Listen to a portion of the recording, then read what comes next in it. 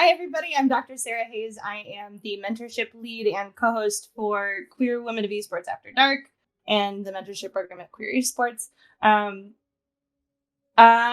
am here as a big Borderlands fan, of course, as a scientist and psychologist, and super excited to learn about how DNA works with our gut biome and how it is integrated and gamified into one of arguably my favorite games of all time. So, if you haven't heard of Queer Esports before, very welcome, very welcome.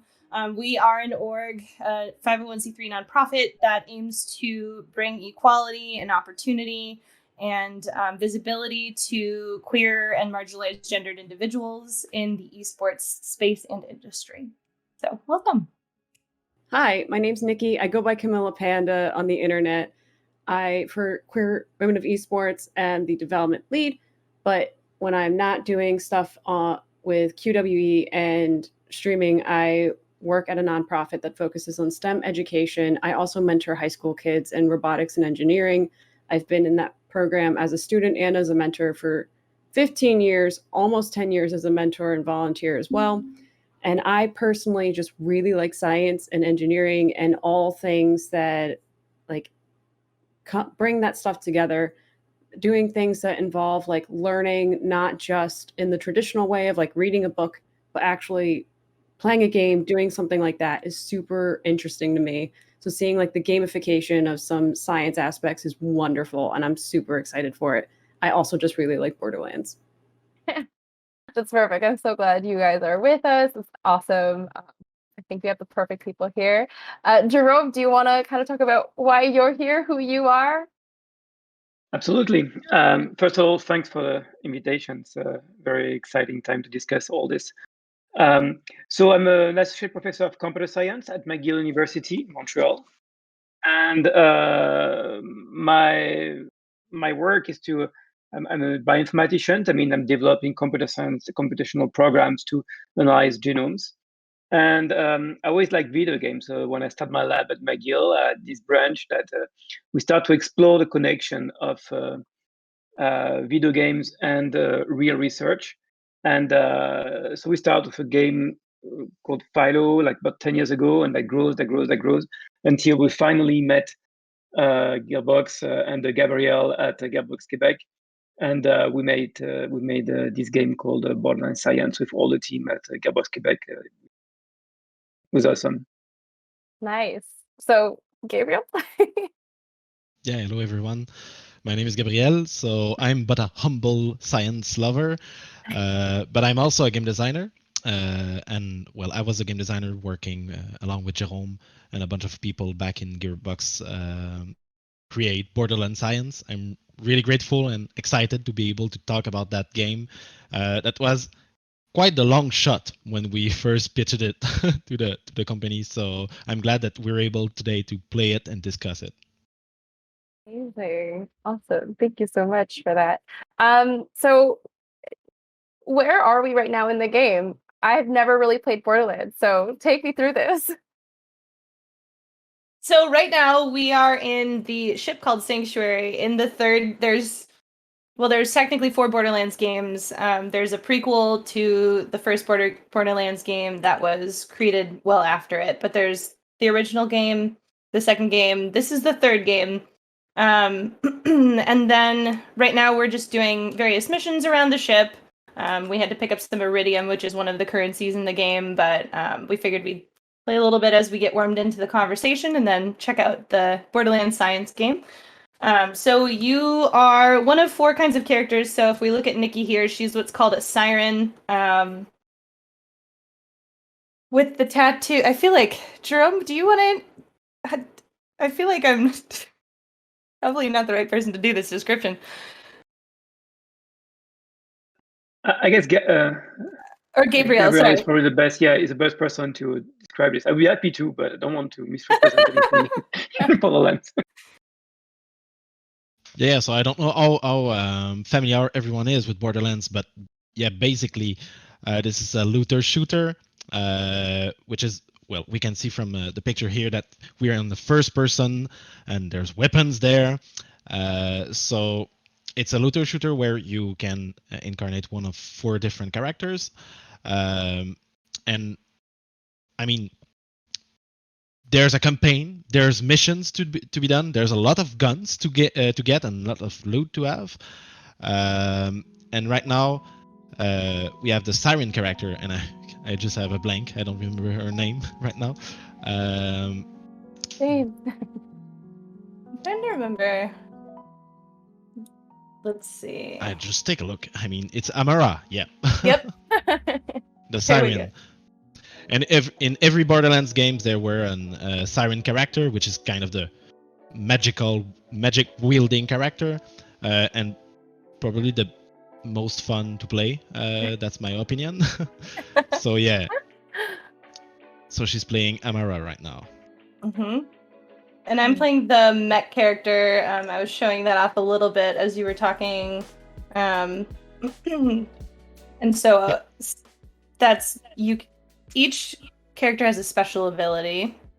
Sirens have always been my favorite. Nikki and I were talking about this, and I always play the Sirens, but I decided to go for the mech this time. And Nikki's actually the opposite, so it's kind of fun. Yeah, well, Mose is pretty awesome. I mean, she has so much power spike when she can actually just summon her mech. And when playing in co-op, it's pretty awesome to have somebody climb on the mech and use the turret gun along with it.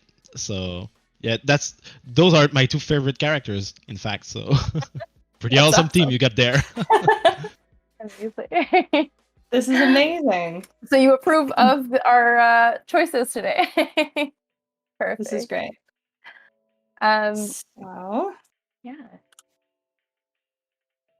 So this is the ship. Awesome. So while we're sort of wandering around the ship, do we want to talk about like how did this idea come about of integrating sort of science into Borderlands? I probably can speak a bit about that. Actually, the idea came from a Swiss startup based in Montreal, sorry, in Switzerland, called MMOS. That stands for Massively Multiplayer Online Science. And the idea was really to solve the engagement problem in citizen science games through video games, AAA games.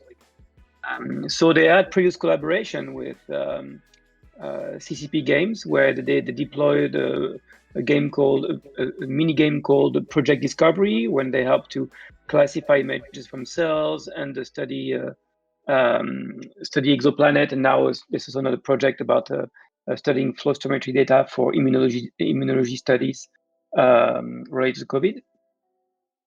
But I mean, in some sense, the EVE Online was almost a too perfect match for them, and they wanted a greater challenge and the game when no one will expect to see science. And and this is the day when Attila knocked at the door of Gearbox saying, "I want to work with you," and knocked at my door at the same time saying, "I saw your previous game, Philo. That was I think it has a potential of being a cool game, because the idea we developed with Philo was to make a real game, not presenting a scientific task to people and asking them to play, but try to gamify the task to make a real game that you play exactly as you play a Tetris." We're not there yet because I'm not the game designer, but fortunately, through this, through Attila and MMOS, we've been able to talk with Gearbox, and I met Gabriel, who told me, "Okay, I take your game in hand, and I will make something cool out of it." Amazing. Yeah, awesome. And I can maybe take the relay here, because he told you the story external of Gearbox, but then what happened in Gearbox Studio Quebec is that one of our director, he himself has a background in academia. He has a PhD, and he's really is a science lover too. So, and he simply sent a mass email to everyone in the company asking, "Hey, we have a potential project to help science with something." There weren't a lot of details. It was pretty low on details, and well, I raised my hands along with a bunch of other people, and we assembled a small team to meet with Jérôme and his team and start having real discussions on how to make that reality. So that's when Jérôme actually started off with showing Philo, which was kind of the original game on which Borderlands Science is based on, and that was it. That was a start. Amazing. That's so cool. Kind of lost my train of thought. But how is the game going right now? Where are we still in the ship? We are. We just navigated to Prometheus, but I'm wondering if we want to maybe show off the old game before we show off the new game. Sure. Jérôme, are you happy with us showing how Philo looks before it became Borderlands Science? We have it. I think we have it ready to go. Oh, you're muted. Yeah, sure. If you have it ready, yeah, please go. Perfect. All right. Let's see. If I can get this here. Let's go to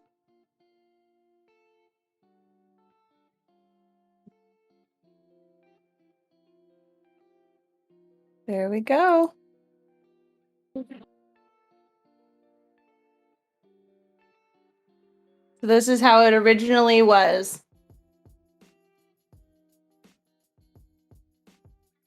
Correct?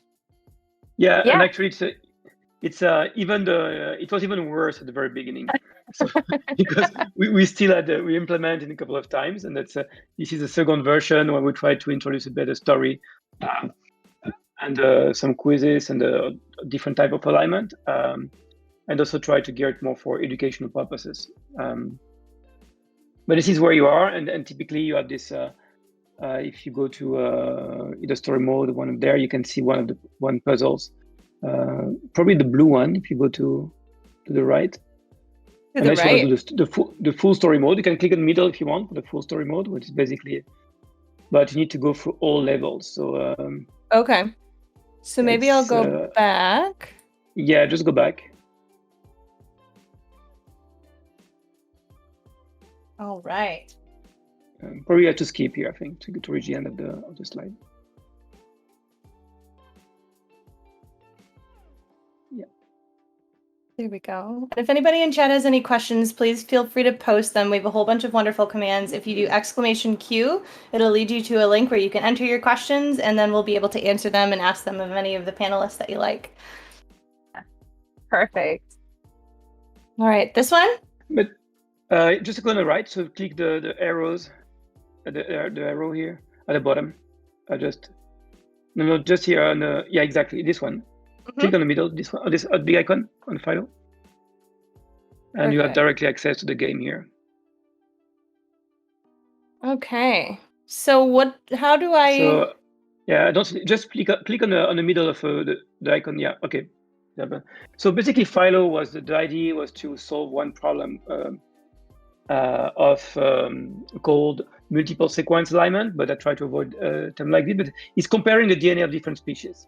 And the idea of this, why do we do this, is because it's relatively easy nowadays to sequence genomes, so we can get the 3 billion characters of human genomes quite quickly with sequencing techniques, and we can do that for many different organisms. But the problem is when you sequence a genome, it's just a very long word and doesn't tell you what it is.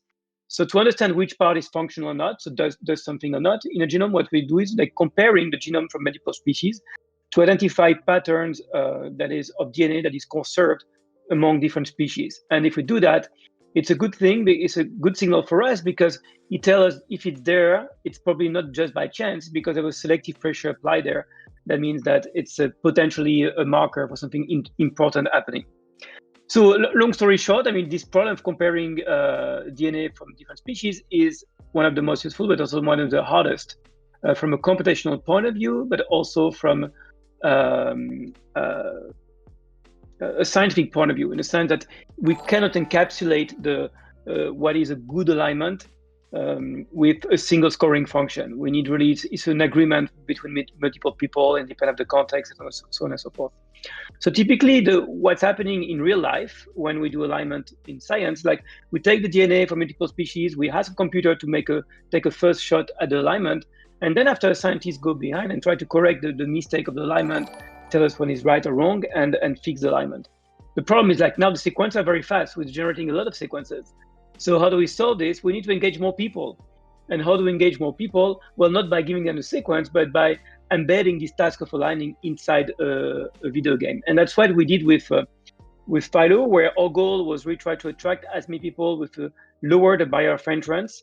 And if the game had perfect media for doing this, because we can explain you the rules very simply and without having any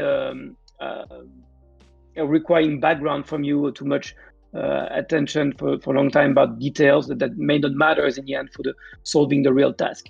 So we start designing that game. This is what you see here, and you see that you play horizontally, and typically what you want to do is to move the tiles left and right to put in the same column tiles of the same color, and that's why they're highlighted here. They're blinking because they tell you that it's good what you did here. It's a good alignment because it's you have the same color in the column. But eventually the task still remain a bit complicated. It's not as simple as a Tetris as we hoped, because as a scientist, we always wanted to stick to the real the original scientific problems. So we kept the tree that is a bit hard to understand. We had some weird scoring function, a bit hard to explain sometimes, and that make the game easy to understand if you spend time on it, but not as easy as you would expect if you play really a Tetris or this type of games.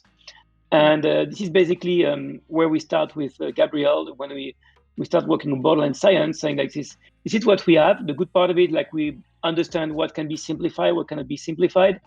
We understand what the mechanic, what people want to be clarified, which aspect of the game need to be clarified, or which one are not necessary. And we learn a lot of things because we launched this game in 2010, and before starting the Borderlands Science project, we had a lot of interaction with the players that play Philo, and give us a lot of feedback about how we can do things in there. Just for the record, for instance, at the beginning we had a timer, and of course people because we thought having a timer was adding more competition, but at the end it was very frustrating for people that wanted to contribute to science. And so we had a lot of change into the design of the game. But as I was saying earlier, I'm not a game designer, and there's a lot of tools that I didn't have. But fortunately, Gabriel was here to revisit the game from scratch and being able to make something much more entertaining, but also efficient from a scientific point of view. Really cool. Gabriel, do you want to talk about your experience sort of taking Philo into like Borderlands, like that process? Yeah. That was quite intimidating at first, to be honest, because when Jérôme was showcasing the game and playing in it, we can see it here. The puzzle can grow much more complex, and it can take, well, it could take for me like between 10 and 20 minutes just to complete one single puzzle. And the first question was really, how are we gonna take action game players and convince them to take a pause and to complete puzzles, which is a much more slower paced kind of experience. And we really needed to take the overall experience and narrow it down to make it really more fast paced. As fast paced, hopefully, as Borderlands for a puzzle game. But at first it was really interesting because I was really sheepish about changing the gameplay or proposing new ideas, simply because every time we changed things up, I was afraid to just compromise the scientific validity of the data that we were providing. So we had a lot of in-person meetings when that was still a thing before the pandemic, with Jérôme and his team to just chat about the actual science data behind it, and just have a back and forth with what we want to change and is it feasible. So that was like the first step, just to understand how far can we go with the game. And it turns out that we could really simplify things a lot, especially since we were gonna put that game in the hands of millions of players. So instead of having larger puzzle, we took the gamble to just reduce their size and make sure that by sheer scope of the people playing that will result in a lot of useful data still. So that's why our first focus was to really narrow down the problem itself. And then there was all that user experience pass, make sure that this is played in a browser with a mouse and a keyboard. We were bringing that in the living room of people on their TV using a controller. So there were a lot of visual redesign to do to make it approachable with such an interface. As Jérôme mentioned, the game is played horizontally, which makes sense with a mouse, but we really wanted to channel in the retro Tetris-like aesthetic, so that's why we just flipped the game 90 degrees and have gravity actually play a role there. So once we jump into the actual game, we'll see that the pieces fall down. That's kind of fake, because at the end of the day, there's no additional pieces falling down once the puzzle starts, but that was really an aesthetic choice there, so that people are not that intimidated at first by what they are seeing. And I think we were successful with that, actually bringing people within the puzzle and having them just solve easier puzzles at first that kind of grow to be a little bit more complex. And actually remember... I remember one. I think what unlocked about almost everything here is like why this puzzle, for instance, the one that we see on the screening, is difficult to solve, is because you see that when you're aligning the tiles, you have this, you're aligning well the colors, but actually what I should have said earlier is like also the gaps, the thing that do not align. So when you have one tile at the bottom and nothing on top, brings you a penalty. So it's really that what makes the task difficult. So always have to balance the bonuses and the penalty that you get. And the penalty, the way they score, make that usually it's preferable to have one single large gap rather than many small ones. But it was something very difficult to explain clearly, and that makes the problem very difficult so by itself. And the challenge was that when we discussed with Gabriel, I remember it's like I understand how it works, I can do it, but I cannot convey this idea in 10 seconds to the player and make it intuitive and natural for them to play with. So it's and I think this is where basically it's a brilliant idea that Gabriel has there, and I think that basically was a milestone moment for me, was when he thought of decorrelating both. Where you see when you will see when you play Borderlands Science, you play vertically, as you said, but at the same time, it's like you have what you're doing is like you're trying to change the level of the bricks, the altitude, by and you have a limited number of moves for doing this. Every move that you're doing, because it's limited, it has a cost. And what we can do is playing with the number of moves that you can do, and that gives us a proxy for the cost of gaps, but without mentioning the cost itself. So we have having an artificial score that combines two different scoring metrics, heterogeneous scoring metrics together.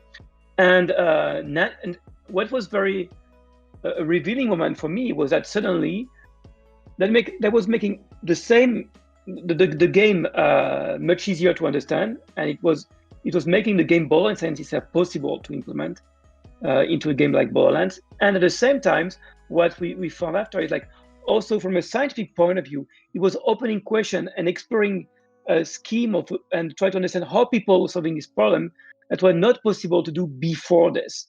So I think it was really a win-win moment where the game designer basically brought something new even to the science of doing things and mechanics of doing things. Maybe for Gabriel, he didn't appreciate that as much as I did as a scientist, but I think that was really a key moment in the design of the game itself.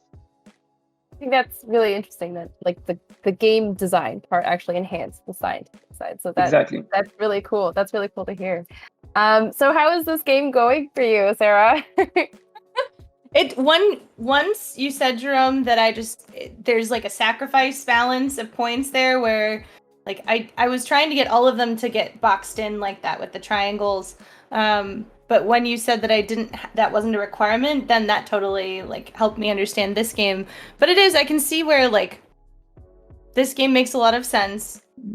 It's visually pleasant to play, but also when you're thinking about how do we get people to play, how do we get the buy-in, having more game design, more tools at your advantage would make it a different experience. But I think it was one of those like, how do I figure this out? But the tinkering part of my brain was like, I gotta figure this out. I'm gonna do it. So plus you've been a bit unlucky because I think you take one of the hardest levels here. So oh really? I'm sorry. For when you click the bottom, you have random puzzles, and we have a lot of advanced difficulties inside. So it's sorry for that. So no, that's okay. I'm always down for a challenge. I love puzzle games. Yeah, we also have to take a look at difficulty progression there. Let's throw people in. It's okay. That's right. Do we want to switch to the other just to show the difference? Okay. Good plan. Yes. All right. Let's go here. So are we having the audio of the game? If we do, wait, if I mute all of them, I might not be able to hear you, but I can make it so you can hear the game. So I will mute all of you while I play that game. We won't try to talk. Yeah, I'm just trying so to we think can. if there's a different way so you can hear the audio of the game and the video. Yep. That video. Yeah, the tutorial video is pretty cool. Very cool. All right. Make sure. All right.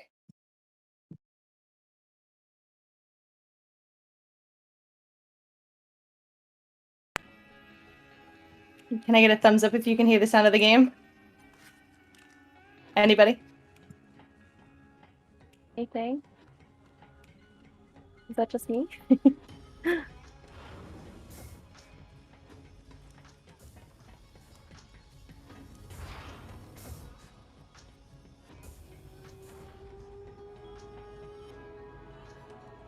Yeah?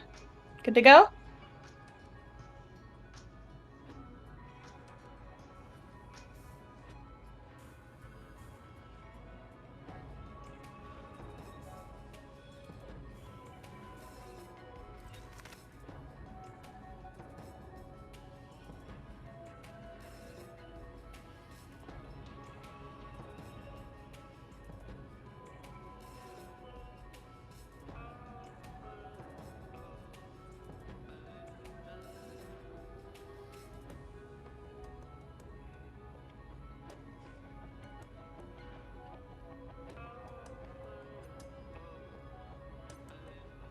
Well, we lost a siren, but we gained a ship. I'm not sure of the arithmetic on that one, to be honest.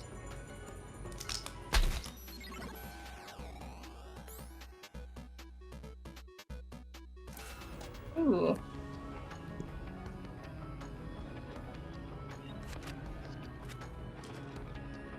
Let me make sure I have my shift account on here. Siren, but we gained a ship.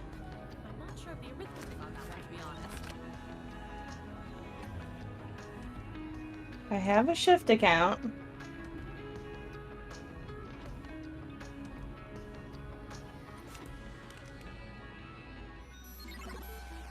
All right. I'm gonna click the what's this?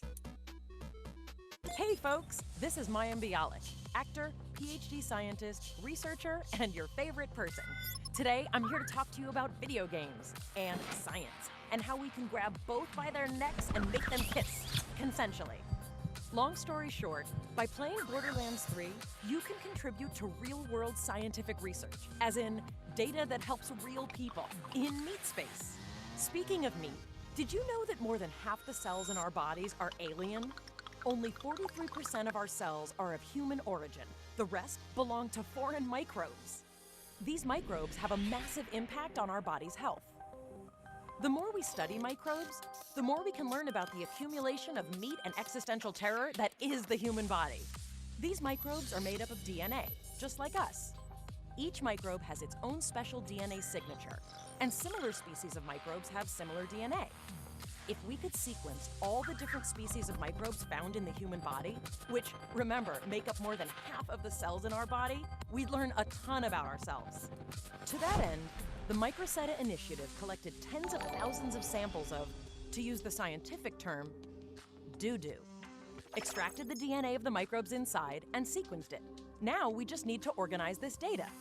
Unfortunately, though computers excel at certain tasks like crunching numbers or tracking down specific pornography, they're not so good at organizing DNA information. See, different species of microbes have similar but not quite identical DNA. That means mapping their sequences can be kind of ambiguous. The computer makes lots of small mistakes that can corrupt downstream analysis. Which brings us back to video games. So we've got several million sequences that are each 150 nucleotides long that are riddled with small errors from the computer analysis. How can we get rid of all these errors? With your help. We've taken the millions of DNA sequences and broken them down into bite-sized puzzles that you can play and solve inside Borderlands 3. And try not to think about the fact that the DNA came from human excrement when I use phrases like bite-sized.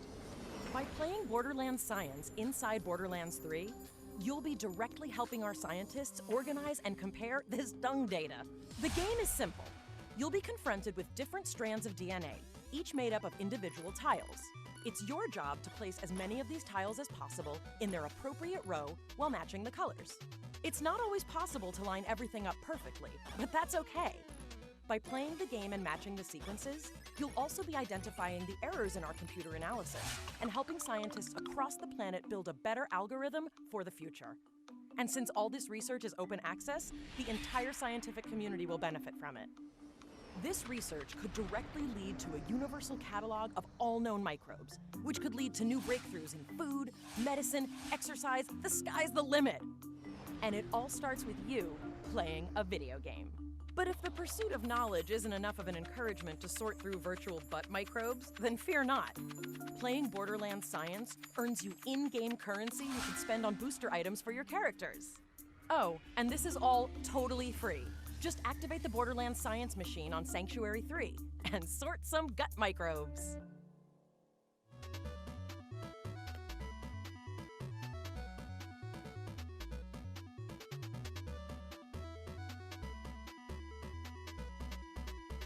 That was a great video.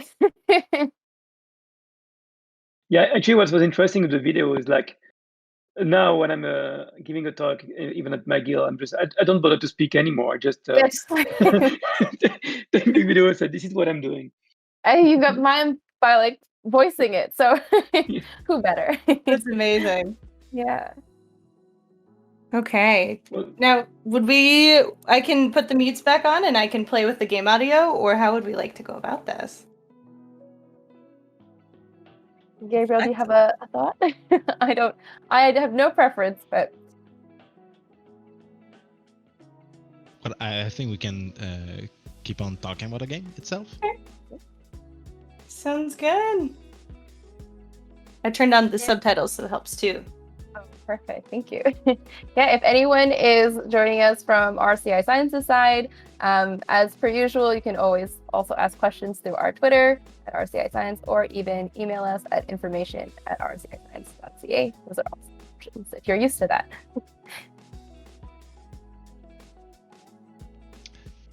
Yeah, so what's on screen right now is the actual tutorial for the game. It's pretty basic. The puzzles themselves are pretty easy to do, but one thing that was really important for me when we were designing the game is to make it feel like that it is actually part of the Borderlands universe. So that's why there's Patricia Tanis that talks, that there's Claptrap, he's actually the one teaching us how to play, because he's convinced that he's the best, of course. But yeah, so that was really fun to actually just bring and merge the universe of Borderlands with just the science behind it. And Patricia Tanis was the best character. Well, she's a scientist, so that was pretty fun to do. Now it's getting challenging. I love the comment. Yes, Mom, I am working, not just playing games. Yes, I'm contributing to important work right now. Yeah, when the game just launched, I was lurking on the Reddit, and people were sharing memes like, "How the hell am I really helping science?" Right? I'm just like moving a few pieces there. So, yep. Yeah, I'm a scientist now. Speaking about the launch, I mean, putting things in perspective, to show you basically the jump that was made with Borderlands Science. So, approximately, but basically, so Philo, the ancestor, basically was run for about 10 years. We launched in 2010, and Borderlands Science will launch in April 2020. And with Philo, we had about 300,000 people that played for the time, collecting a bit between 1 and 2 million solutions. So basically, in the first half day with Borderlands Science, we're collecting more than that, 5 times more data than in 10 years with Philo. So that's a full different story. And it's not just about engagement, because having this wall at attention and the cognitive power of gamers at work for this problem generates so much data that we can do things we couldn't think possible before. And in particular, this is why we're addressing one of the most fascinating areas of research in biology these days, which is microbiology, so understanding basically how the microbe living in us, but also in the soil all around, because the microbe that made us, basically, they have a lot of data, and without game like Borderlands Science, it wouldn't be even thinkable of using this type of techniques to I mean, I say want to play, but analyze this data. That's really cool. Nice. Nikki, have you played this game yet? This part of it? I remember playing it a while ago, but it's been a bit. So I currently have it on my screen. I'm going through it again. So much fun. Is it? Yeah, good. How was your experience of playing it like the first time around and now coming back to it? It's coming back pretty like quickly for me, at least. So I'm just like, all right, I've been through this tutorial. I know how it goes, even though it's like a pretty like simple game compared to like the rest of the game with the firing and the doing all of the other stuff. So it's still super fun. And also hearing the backstory with everything too, it's like, oh, this makes a lot like more sense in my brain, because my brain, as someone who likes to build robots, is constantly thinking like, how is this made? Why did they make this choice and everything like that? So yeah, it's definitely just as much fun as I remember it being. That's great, and there's actually so much little details behind the scenes going on while people are solving puzzle. There's some stuff like, where are there 4 tiles? Well, it's because in the DNA there's 4 nucleotides. I don't know if it's the actual word in English, but those are the 4 molecules that actually write all of our DNA. So it's cool. We have 4 heroes, and that's why we map them on the DNA. But every time there's a puzzle being presented to any player, the actual colors that each hero and each DNA letter represent is shuffled to make sure that there's no bias. And also, each puzzle can be either presented in one way or in the mirror way. So we make sure that for each generated puzzle, we also show it as a mirror, as its mirror version to other players, to make sure that there are no biases there now either. So there were a lot of small behind-the-scene trickeries to make sure to prevent any form of unconscious biases by players and by us as game designers too. So that's pretty awesome. We have more like multiple people playing the same puzzle, making sure that the end result is similar or agrees with each other. And but 2 people playing the same puzzle, if they share their screen at the same time, they won't even know that it is the same puzzle, because it's not exactly the same. Each, like for example, we see the blue tile here. Maybe in somebody else game for the same puzzle, it's going to be the purple tiles instead, and they've switched to make sure that we don't introduce any biases using that. So those are small details that Yeah. sneaky stuff going there. And Jérôme was talking about the notion of gaps in DNA alignment and the fact that we want to have the perfect balance of not a lot of gaps and good alignment. So that's why we brought up the tokens, the yellow token we see there, to make sure that it's clear for the player that actually like introducing gaps by pushing up tiles is bad, and we want to limit it as much as possible. And just to get a wide array of solutions for the same puzzle that maybe for Jérôme will, if he plays a game and solve a puzzle, will give him 7 tokens, but maybe they will give him me 6 and other players 9 or 10, because we want to have optimized solutions for a wide array of different token amounts for the same puzzle. Amazing. We actually had a question come through about Philo. So they're curious about how programming a scoring system for the game would be different from a program that basically tries to play the game by itself. Well, that's typically what is done usually, right? When we try to solve by computers the alignment problem, you have the scoring function, and you try to find alignment that optimizes the scoring function. But as I was saying, that there's 2 main caveats here. The first one is that, well, if you assume that you have a scoring function, the problem unfortunately belongs to the type of problem we call NP hard, and that it just means that it takes a lot of time. We cannot solve it optimally for a very large or many sequences. So because we cannot find an optimal solution, what we're doing that we're using what we call heuristics. So it's basically shortcuts or ideas to make the task much faster to be solved. But at the same time, you cannot guarantee that you find an optimal solution.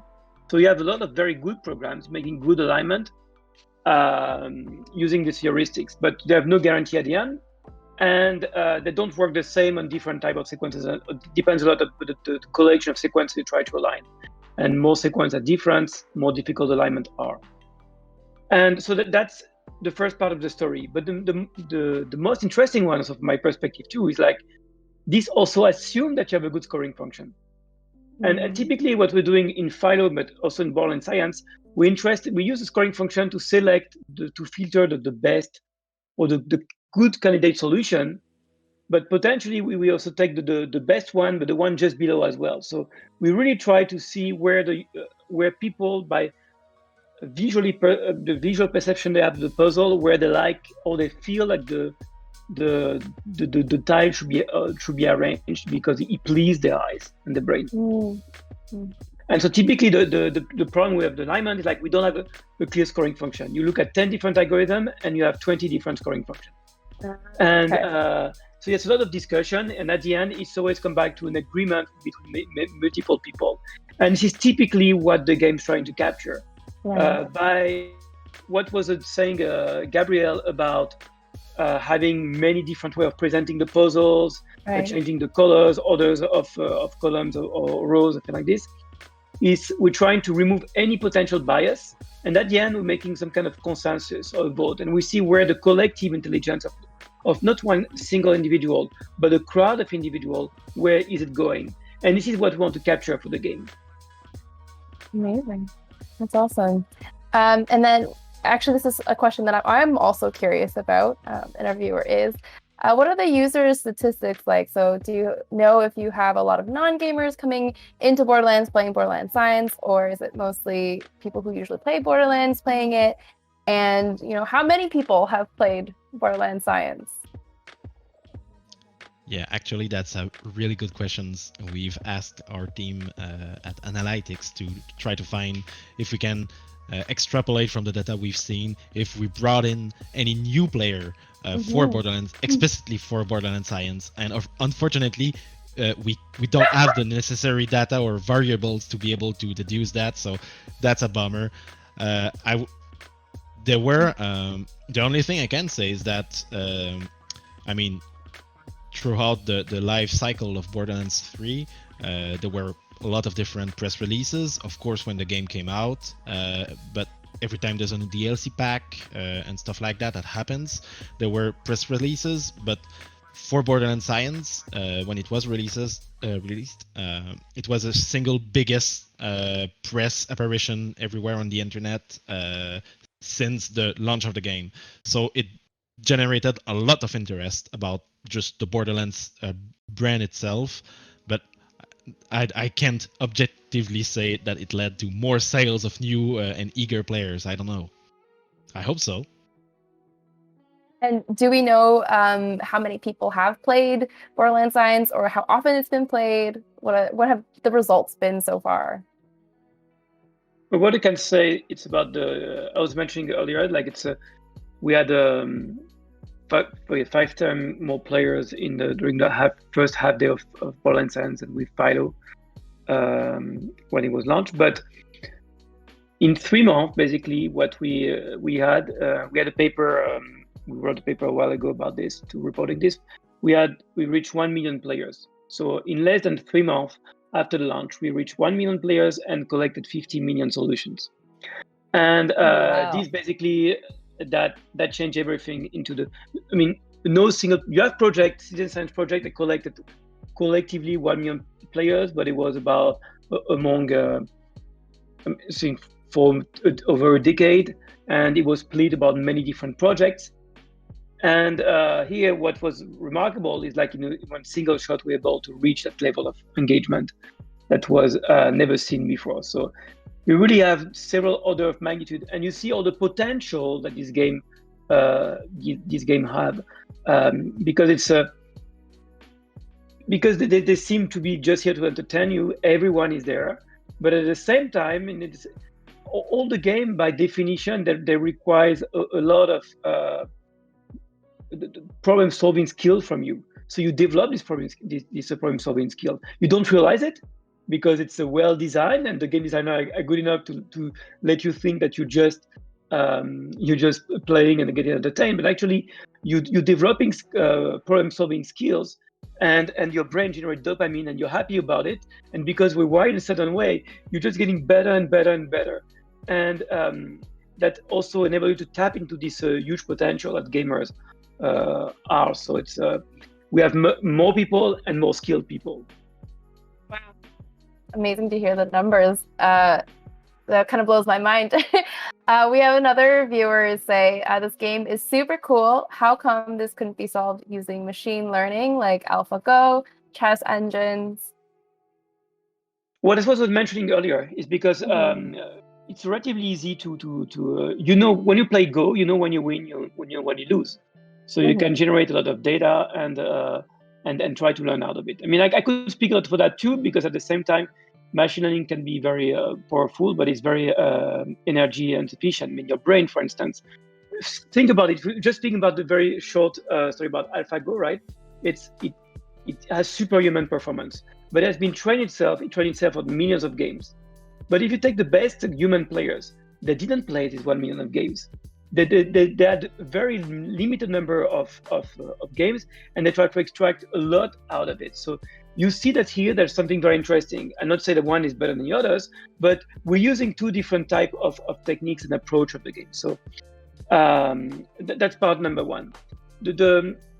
But as I was explaining earlier, it's like in the context of a Go, when you win, when you lose. In the context of alignment or protein structure, something like this, you don't really know exactly when you win, when you lose. So you don't have something to train on. And the second part of the story too is like, yes, it's actually machine learning is part of the answer we're trying to provide here. Because what are we doing this data? The first part of it is try to take the solution from Borderlands Science and use it to improve the actual alignment, so actual comparison.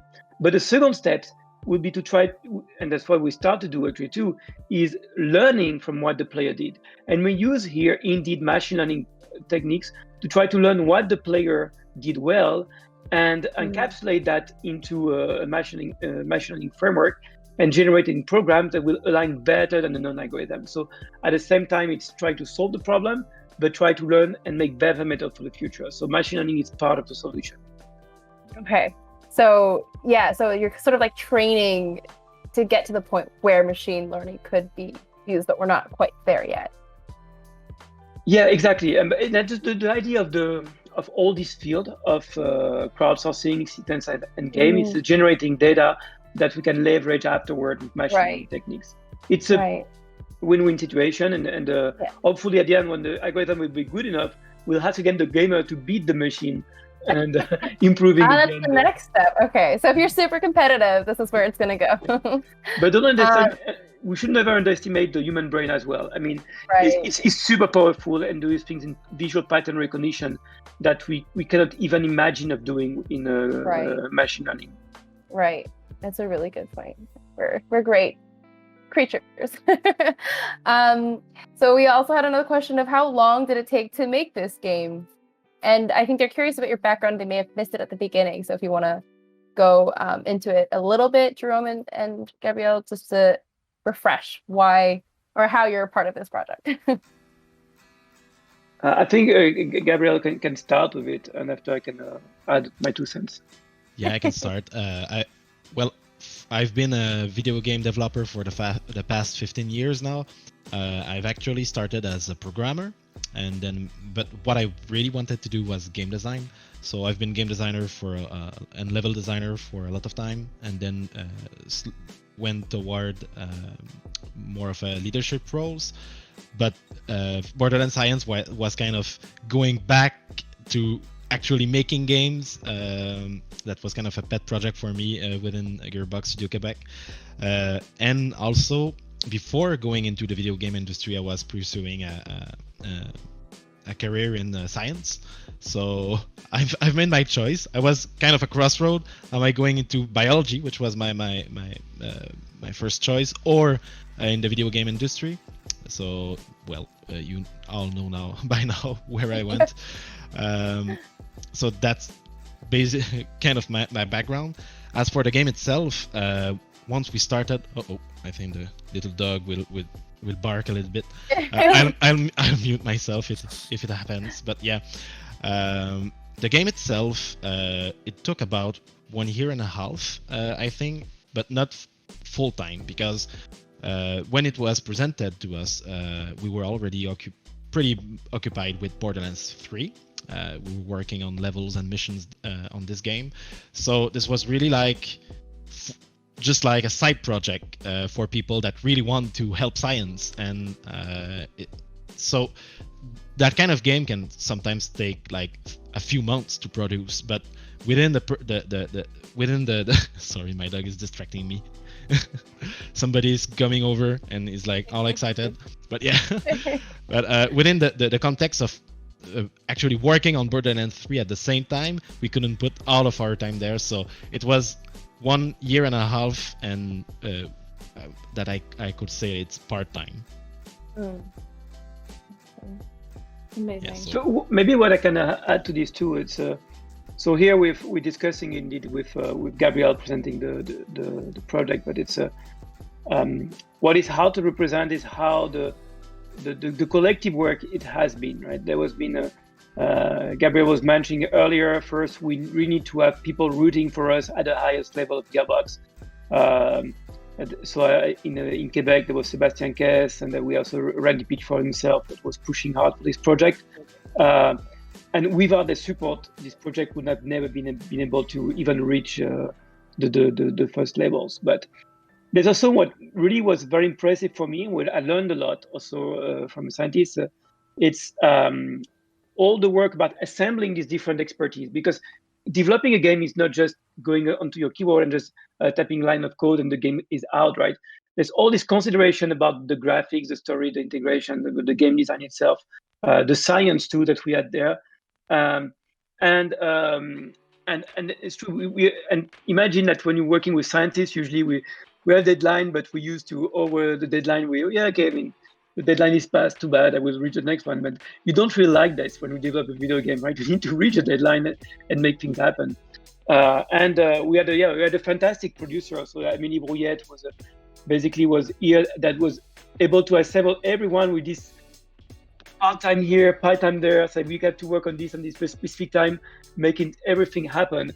And I would really love one day we'll be able to tell all the story, because I think she's probably the one that has the most story about how to make these things happen. There was so much work about coordinating everything and making sure that everyone does his part.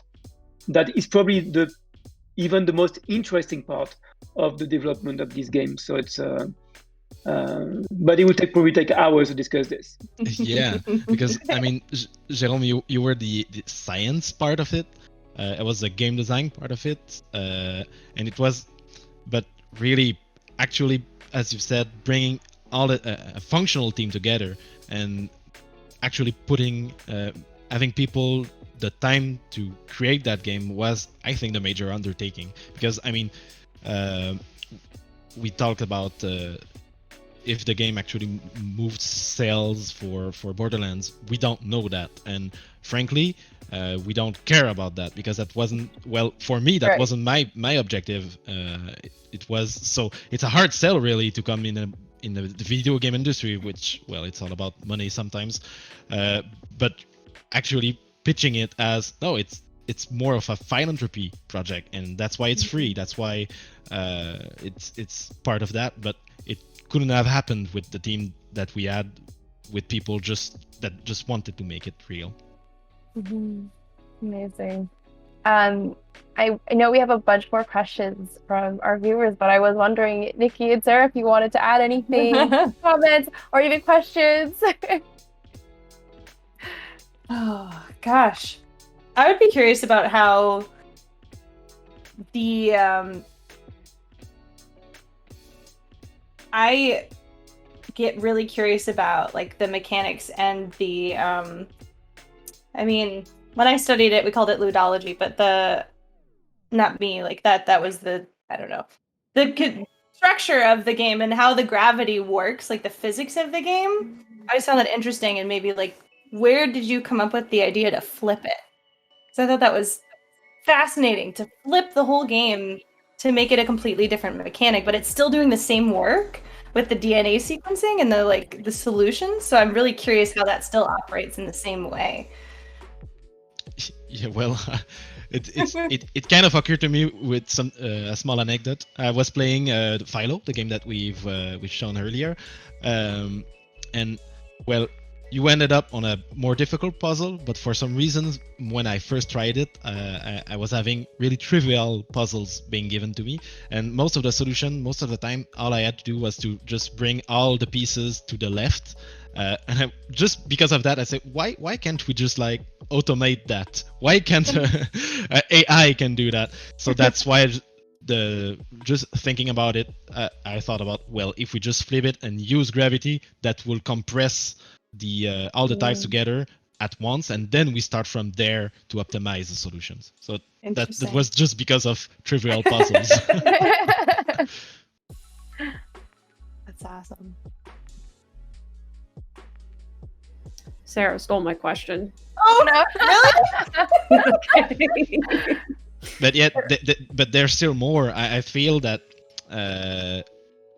what was interesting is the relationship with gaps and having gravity being the thing that actually squash gaps, and you need to invest time or energy trying to fight against gravity. I felt it was a natural way of explaining that. So that's why we have tokens, and that you understand that you put a token here, it push things forward. In some of the original ideas, instead of tokens, it was a more abstract thing like energy, and that because you're fighting against gravity and you need actual energy for that. But we settled on something like more discrete, like actual tokens that you put in place. But yeah. Fascinating. We can move on to another viewer question, and Nikki or Sarah, if you come up with anything else, feel free to just jump in. So we're curious about what the title of the research article is, and someone also wants confirmation that there were 50 million solutions within a month. They're kind of shocked by that, it sounds like. Well, within 3 months. So it's in a 3 month. Actually, we have 3 months. Okay. Yeah, exactly. Yeah, that's but a big chunk of it was done actually, because always at this peak, right? At the interest first. Right. So, I don't remember exactly what was at the end of the first month, but it was very interesting. What was also interesting in terms of engagement, I mean, with Philo, typically players, we had a lot of players, not as much in Borderlands Science, but still we had a lot of players. And in general, the engagement was that in average, people that played hundreds and thousands of players, but most of people basically play between 3 and 5 puzzles.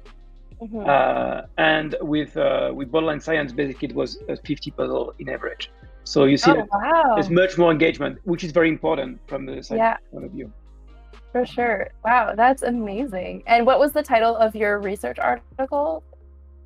Well, we have one commentary paper we published in the correspondence paper we published in Nature Biotech that was called Leveling Up Citizen Science, but it was more about discussing the concept of introducing into AAA games. The real science article is not there yet. It will probably take at least a year. We're working on this because now we need to analyze the data and assessing that it works in different settings and concept, because it's not a single number, right? Science is aggregation of facts and putting to the good context application, go for rigorous peer review. So it's a long process. So I don't know yet, but I'm really counting on Gabrielle to give me good ideas for this. Yeah, with his creativity. So someone's also wondering, after Gabriel mentioned that the game design challenge of making the puzzle game more action-focused to better match Borderlands gameplay, what are some examples of this? Okay, well, for that part, what it really boils down to is to make the puzzles as snappy as possible when you with the animations, and as short as possible. We really try to bring it to the shortest possible length without compromising scientific integrity. So like I said, on Philo, puzzle could take up to 10-20 minutes, and I must confess, I got stuck more than 30 minutes on some of the hardest puzzles. So we really had to make it as fast as possible. I haven't been paying attention, but I'm seeing a lot of puzzle being solved right there. So that was part of it. That was because we know that players, when they play Borderlands 3, they go in a level, they complete a campaign. It can take, those game session can take like between 45 minutes and 1 hour, and then they go back to Sanctuary 3 to just sell their stuff, prepare for the next quest, and whatnot. So we've decided to put the arcade machine in Sanctuary 3 for this reason, and to really try to convince people to, hey, in the 5 minutes that you take to prepare for the next game session, just add a few extra more to solve a few puzzles. So that's also why we came up with the boosters idea. So for those that don't know, completing puzzle gives you currency that we see being awarded now. Right. And this currency can be used simply to buy boosters, which just make you a better Vault Hunter, meaning that you can either pick more XP. Oh, okay, you're showing it. So you can have more better loot. That's the most expensive one, but you can also increase the damage you give. So that was also as an incentive for players to just integrate playing Borderlands Science as part of their loop. So they fight, they come rest a little bit on their spaceship, and they just play a few rounds to get enough money to buy another booster and go back in the game. I feel like, knowing what I've learned when I started studying about games, this is really smart, especially for, like, I don't know about many others, but as an old school gamer like me, where if you can get loot or level yourself up in a side quest in a game, I'm gonna do that over like purchasing advancing levels anytime. I would rather grind and get it. So I thought that was really smart and really exciting to have it inside of the game and as part of that mechanic. Yeah, and we really try to give something for all the types of gamers. There are people that just want to optimize. So that's why we gave them boosters. But there's also people that play Borderlands solely for the story and engaging with the characters. So that's why we integrated actual in-game dialogues with characters taunting you, and Microsetta is being the one that created the game. But also we integrated customization for people that actually reach the hardest level. We gave them head and full body customization that looks pretty nice, and we hoped for people to just, well, we were hoping for people that it could go viral, because, well, I personally think that those customization items look so nice that if you see somebody and you play with a friend who's using it and you ask him, hey, where did you pick that up? I didn't see that in the shop in the game.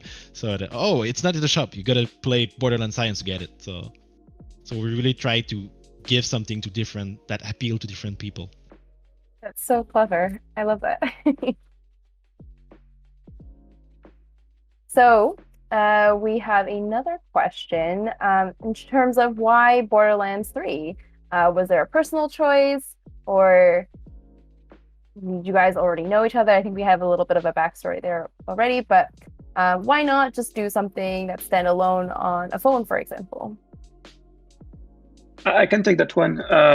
So why Borderlands 3? Because we need to have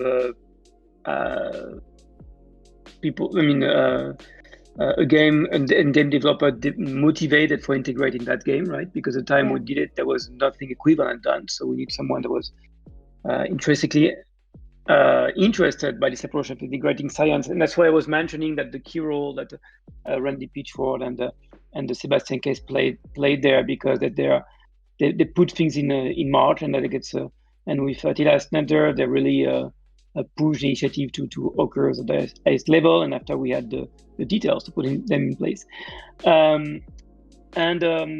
Why Borderlands 3? Well, because what I also like and I think Borderlands 3 was a wonderful challenge, because if you can do for Borderlands 3, virtually you can do it for almost any games. So it's it doesn't seem like the previous project of MMOS where with EVE Online was mentioning was kind of a good fit for it, because the population it occurs in space, and you have a lot of spare time to do some side activities. So the public was there and had time to do it. In Borderlands, it was almost all the opposite, right? That's potentially also Gabriel want to comment on that, but it's the very first-person shooter game. I mean, it's very fun, it's very fast. No one would think about doing something scientific analysis inside. So the challenge of being able to bring science into this type of games was, from my perspective, an important milestone, saying, because if you cannot do it here, you can do it everywhere. And there was just a challenge by itself was making very interesting, and Borderlands 3 was a perfect match for this. And at the same time, we'll be able to demonstrate for us that this community of gamers for this game can make scientific contribution.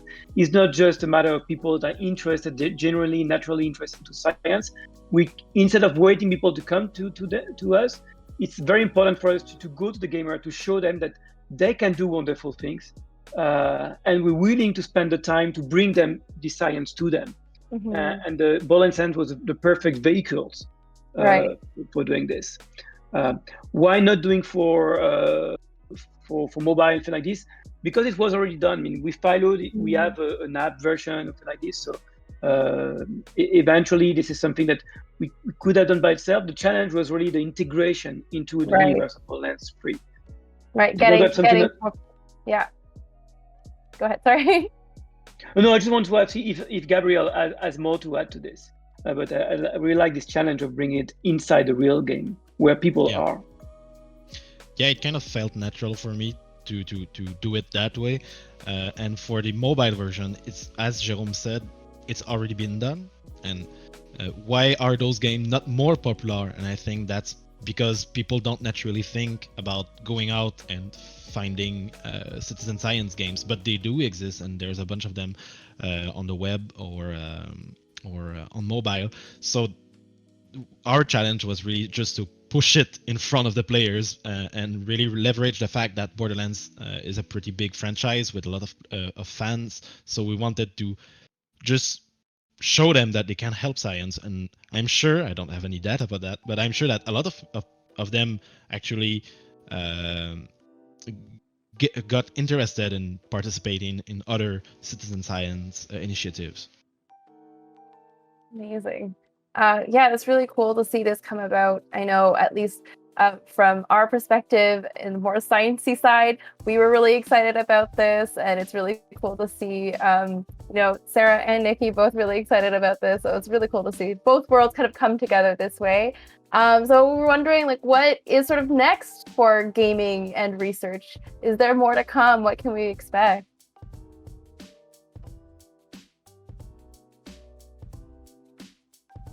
I can let Gabriel answer to that. We hope so. I mean, I hope we just demonstrate it was possible, and we hope that we will be able to do more things, of course. But I think the other thing, we hope that more people will embark into these techniques. It's not just about us. I mean, that's what we I think is very important to stress here. Is like what we want to do ultimately here by bringing science to video game like Borderlands Science is to engage more people in science and build a cohesive society where together we'll know what science is about, understand how science is done, what it can bring, and really build a science-based society. And video game, I mean, from my perspective, that's the ultimate art and best media for doing this. So it's really. I hope we do more, and we're still working on that. That's the major focus of my lab now. But I just hope that other people will surprise us and do things that we didn't think when we start this adventure. It's just the beginning. Yeah, as for the future, speaking for myself, I hope that every major releases from Gearbox Software will integrate citizen science. Internally, the project really showed everyone that it can be done, and a lot more people now believe, and we actually have a few people that join our team that applied at Gearbox Studio Quebec because of Borderlands Science, and that they dream to be working on the next one, and hopefully it will happen. I'm working to make it so, but I also hope that this has shown other, because Gearbox is big, but it's not that big if you compare it to the biggest gaming franchise out there. And I hope that this can serve as a proof of concept for the companies that well, I can say that it wasn't for PR, but it did do a lot of positive PR. So you can jump in the bandwagon and do science with your huge player base. So I hope that it makes it that more company try their hands at doing citizen science project like that. Amazing. And sorry, we have one more question. Could you build a cryptocurrency around solving these problems? Is that potentially in the horizon? Yeah, actually, something has been done for the multiple sequence alignment. Although cryptocurrency doesn't capture the cognitive power of humans, right, and not what you won't be able to capture the essence of the human brain, and it's so it has been, this concept has been introduced. I mean, we could discuss it, but it would take probably a lot of time about the benefit and the cost of this. But it's my main point is like a cryptocurrency doesn't use the brain power of humans. Awesome. Well, I think that's it for me. I just wanted to know how everyone felt about this live stream, this event. So we actually have a feedback form in the chat if you want to fill that out. We really love hearing from everyone, especially people we haven't met before. That's really exciting for us. So yeah. Thank you for having us host and taking over our channel with some science. It's been such a great time to be able to learn more and get the science, get the game design, get to play a little bit, get to see and experience it. So thank you so much for also bringing this to us and collaborating on this event tonight. Thank you for saying yes. Thank you so much. Yeah, thanks a lot. It was a pleasure to be here, and especially I like a lot of these settings of playing the game at the same time that makes the scientific discussion much more interesting and entertaining. Which is thanks a lot, your contribution at Queer Women of Esports for doing this. It's pretty cool. And RCI for organizing it, of course, getting this idea. Yeah, thanks. It has been a ton of fun, and I mean, I'm a gamer first and foremost, so most of the talks that we've had was reach out for with the science community, so bringing it back to the gamer community and talking about our experience, it's really awesome.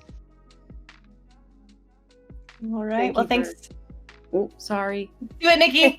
I say thank you for letting me get my head out of a robot and out of some motors and into some like really awesome science and citizen science. Thanks to our viewers. Please check out the socials. Please check out the RCIScience. Check out Citizen Science. Check out Gearbox. Check out this game and try it out because it's a lot of fun. And you could see I was getting pretty into it. I was pretty focused. So, thanks everybody. We'll see ya.